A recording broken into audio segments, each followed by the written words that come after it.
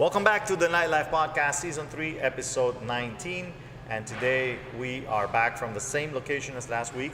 I actually, for some reason, started to run into friends over here. Sorry for the noise in the back. They are actually already remodeling. All right, so we are back here from the Miami Kitchen Incubator. And I actually ran into a friend from, a long time, Adrian Peña, better known as Splinter. And Adrian has been using this, facility. There you go. And anyway, I wanted you guys to see from a different point of view of where something like this, as innovative as this, new as this, can help the entrepreneur.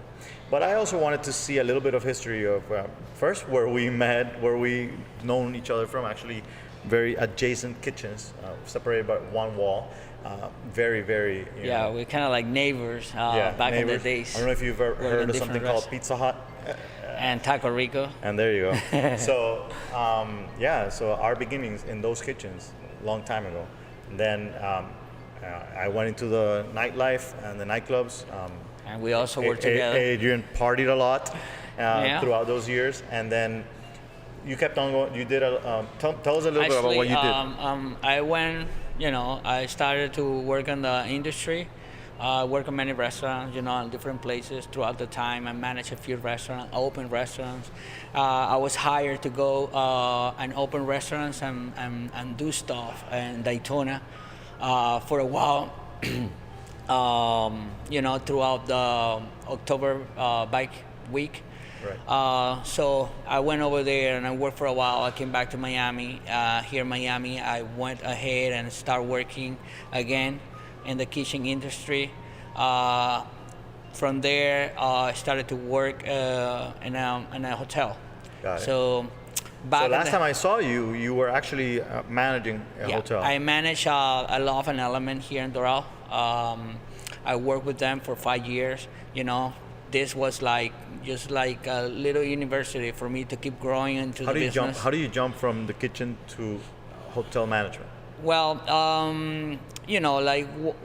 living here in Miami, you kind of start getting to know a lot of people. But a friend of mine opened, it was going to work in the restaurant. They told me to apply there, and they actually insist. I didn't want to do it. At the time, I was doing another kitchen. Small place called The Station. Mm-hmm. It was like a nightlife place, and then we have late night bites. Okay. So I was doing that on my own. I was working in a restaurant, and then out of nowhere, somebody called me and say, "Hey, can you come and work for me? I'm gonna open this hotel, and then I want you to be in charge of the food and beverage department." You kind of I have this and I have this. Where do you gonna fit a third job? Right. So that's when you start making and taking decisions. What are you gonna do? You either continue doing what you're doing, or you gotta, take the next step. So normally when you go into food and beverage in hotel industry, I guess most people go, okay, money. It's salary, and it's for sure, and I don't have to stress about getting my paycheck. And that's why a lot of people look at me right now and say, "You're crazy. What were you thinking? Why did you do that?" Right. But everything comes in place, and then sometimes it takes a while. It's a little by little, and out of nowhere you have to make a decision whether you continue doing what you're doing, like it happened before, right? The other way around. And then I came back and then started being an entrepreneur. It's a decision that me and my wife make. We both were working at the time. We started doing this from home. By the way, that what you just said is very important. You need support from your significant other when you're going to make a decision like this. I mean, it's always best when you're both in agreement as to making the move. If you're coming from management and hotel industry. Yeah. But you started, of course, the tasty and healthy box. You started it while you were still at the hotel. Yes, we were. I was still in the hotel as operation manager. Mm-hmm. I was already out of food and beverage. I was already running a whole operation. I was running front desk. I was running the whole operation of the hotel with food and beverage, but on the side. Right. And no, wasn't one hotel. I opened a second hotel with these people. So I was having, I have a good salary. Right. Like, why doing this? But this just came up, and the one that started was my wife. She's like cooking for one person, cooking for another person, and then 2 or 3 people. But the experience and, the numbers and how to get your food costs, how you do all these things. I've been having it for the past 26 years that I've been in the States. Right. And, one day she was super busy. She got like 10, 20, 20 something people. And that's when I sit down with her that week and I say, all right, let's see what you have there, and let's take this to another level. And she's looking at me like, well, you don't know how much are you spending. You don't know if what you're doing is actually making money. Right. Was it making money? Well, when I sit down and I look at it, I say, okay, this is it. So I sit down with her, and then no more extra guac. No. So we say, you know what?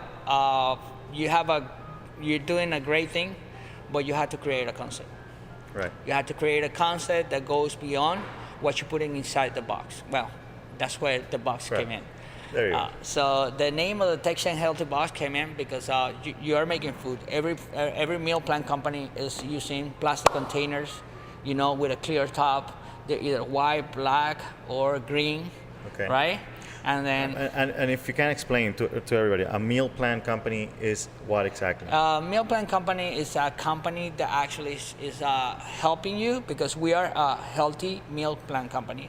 Okay. So what we're doing is we're creating menus and we're creating meals that is going to help you in your life when you don't cook, in your life when you are having a fitness type of life, and also to create better eating habits. Okay. Right. So a lot of people goes into diets, and this is not a diet place. This is not a whole thing diet or keto diet. No, this is a lifestyle. Correct. Like when you start something, you do it for your life. You gotta think about yourself, not now, where you're gonna be or where you're gonna be, in your future. Right. And then if you start going through obesity or stuff like that, you know that you're not gonna be well, in the future. And there's a couple of things from what I see. I mean, number one, the time that it takes for you to cook.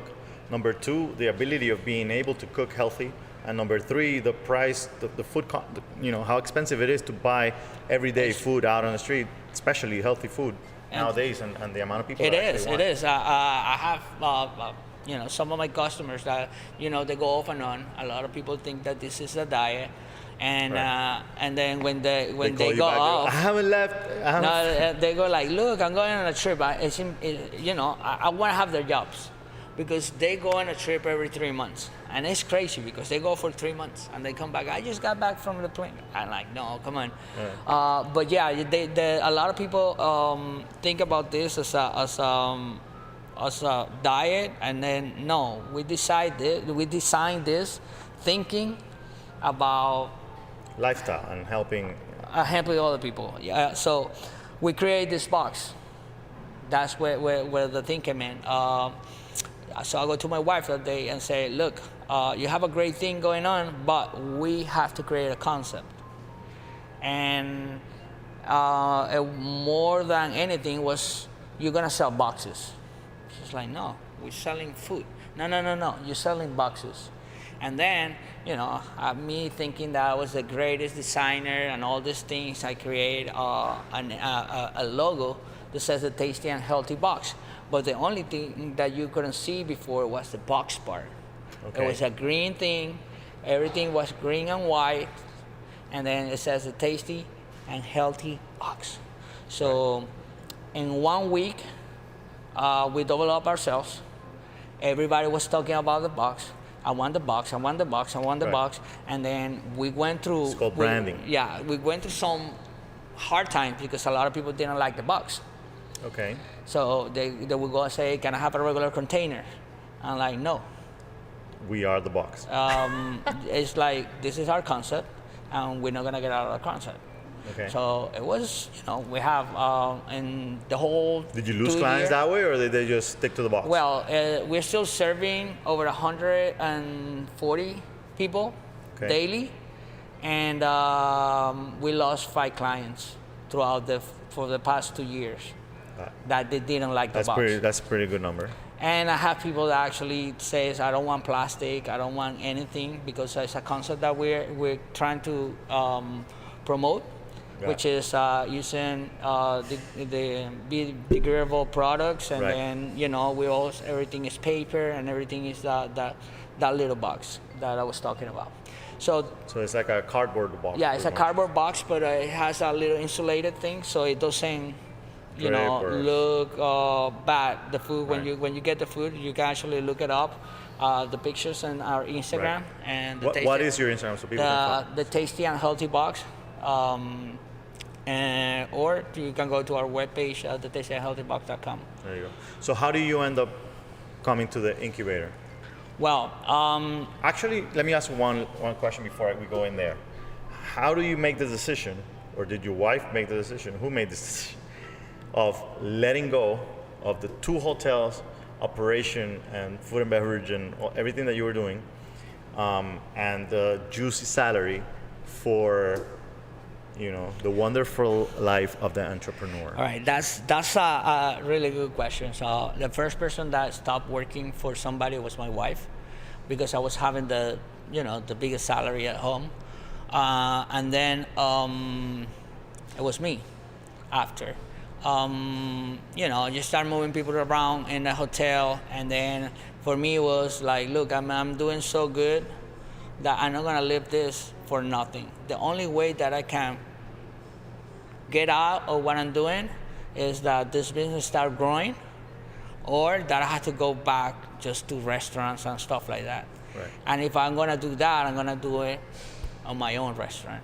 Right. And so while they were doing opening a new restaurant in the hotel, and I was running the 2 hotels, they needed help to make that restaurant grow. And then the proposal was like, look, this is what I have for you right now, and we want you to take care of the restaurant. And that's when I make the decision, say, hey, I have to be a man of my word, and I said it to myself once, if I'm gonna go back to do this, I'm gonna do it for my own business. Right. And that's what we did. This was how long ago? It's been a year and a half, close to the 2 years. So one thing that people, 2 years. That a lot of people think, oh my God, entrepreneurship is super cool. It's and you're your own boss. That's a word a lot of people say. You're your own boss. And in reality, you control your time, which you have none left, most likely. I mean, while you are during this process growing, it's a matter, it's taking a lot of your time, I'm sure. You and your wife, 'cause it's the 2 of you right now, right? So something like the incubator becomes, how does this become part of the equation? Okay, the incubator comes in place because, your house starts being too small. Your food starts smelling like, your clothes start smelling like food, or you are food, walking, vegetable, or... Right. At least it was healthy food. Yeah, but it still smell like food. So, when your kids come home and say, Mom, Dad, I was in school, and say, wow, it smells like food. And everybody says, Peña. So that was like my kid talking to us, and then we're like, oh my God, what are we gonna do? You start like, well, but it's paying the bills. No, it's not about paying the bills only. It's about having a normal life. You go somewhere, and then you have that smell in your clothes. It's irritating. It's just not the right thing. So we came to the incubator. We started working from here, and everything was great. Actually, it was a time reduction in the production of our meals. With a little bit of space and not having the right equipment, you work harder, not smart. So when you start working smart, you have the right equipment, you have the right tools, you have everything that you need to do what you're supposed to do. Your work is a lot easier. Write that down. Work smarter, not harder. it's it applies to anything you're doing, anything in life. in general. But a lot of people don't seem to realize it. I mean, you have no idea how many people I hear talking about it's just working hard and hard and hard. It's the only way to make it. Yeah, like disagree. don't I just get me woke up. wrong. Like you're probably gonna start feel like working hard, but just thinking 24/7 what's gonna be your next move. You're already working, and then Right. you get overwhelmed with things. So always think about your next move. Keep doing what you're doing, and then just make it easy every time. Right. So on last week's episode, I spoke to Chichi, the owner here, and one of the Chichi. things that you mentioned. It's good with microphone, huh? Yes. So one of the things that he mentioned was that maybe some people that would come through here would maybe grow into owning their own restaurant at some point, or opening their own restaurant after seeing the progress over here. You come from the other way around. You come from, not, I wouldn't say going down, just actually realizing that this is probably where the money's at, in a way, knowing, keeping your costs down, and you see where it is, and you're actually, one thing, he said something else too that I think you also said, which is you're both helping people. He's helping people be able to do what you're doing, and you're helping people have a better lifestyle. Okay. In the end, if you were doing something that's about helping others and not really about ourselves, I believe it works out. That's that reality. But my question to you is, do you see yourself going in that route of, maybe opening a restaurant again? No. Maybe opening another incubator somewhere else, There you but no going back to the restaurant Incubator business. franchising. Yeah, no going back to the restaurant business. Actually, I believe that from a kitchen like this, you can put out so many different things by having one name, right? That going back to one name and people get tired of what you're doing. Correct. True. That's smart. I can be here, Chinese restaurant. I can be a pasta place. I can be anybody that I want to be from here, and then just keep selling my stuff out there.